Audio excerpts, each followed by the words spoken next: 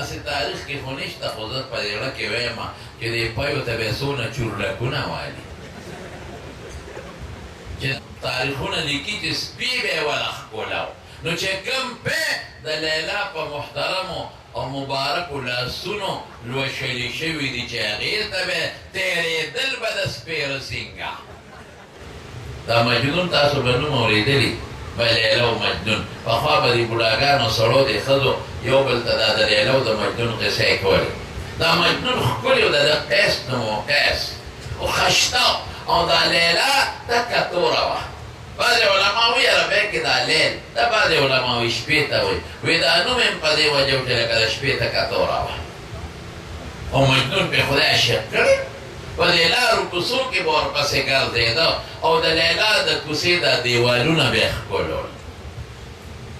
لقد امر على الديار ديار لیلا اقبل ذا الجدار وذا الجدار، دا دیواله وغه ښکلو، د لیلا کوڅو کې ګرځم. وما حب الديار شغفنا قلبي ولكن حب من سكن الديار. وی په دې دیوالونو عاشق نه یم، په دې دیوال کې دننه چې څوک دي په هغې عاشق یم.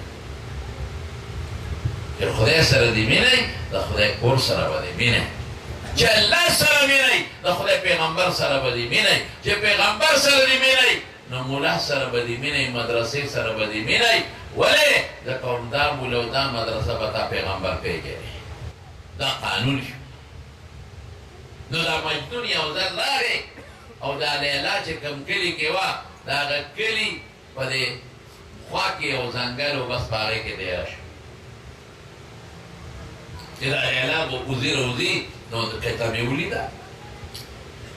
نو دې لیلا ته چې هغوی هغه پاګل خو راغلی دی او دې ځنګل کې دیره شوی.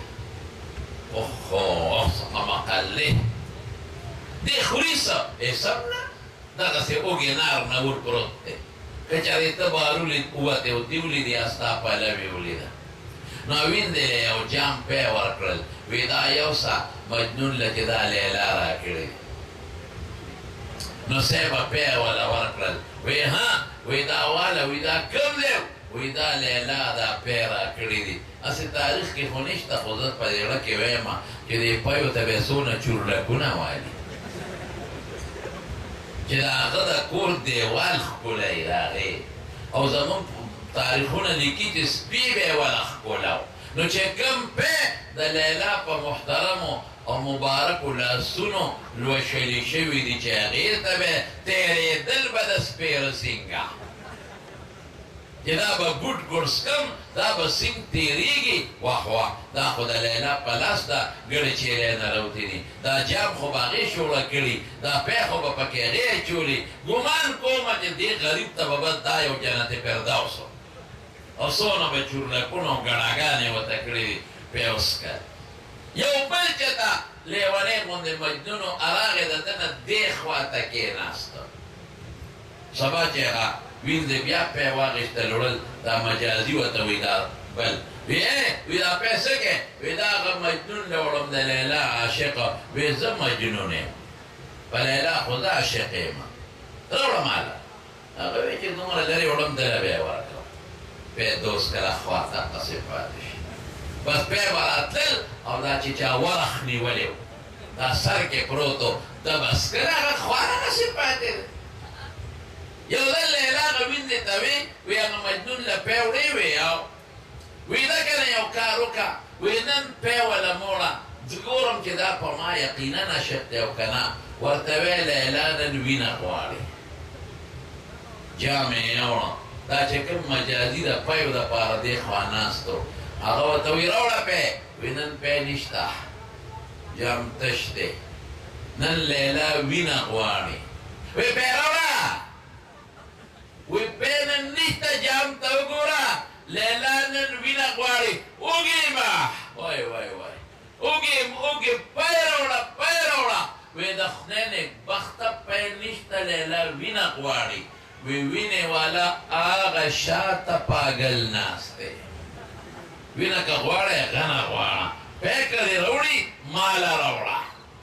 نه نن خو پی نشته، نه وینه مینه کې زه نیم خپل کار کوه. نو ته یې په لیلا عاشقې ځه، خدای دې بېخته لیلا وباسي.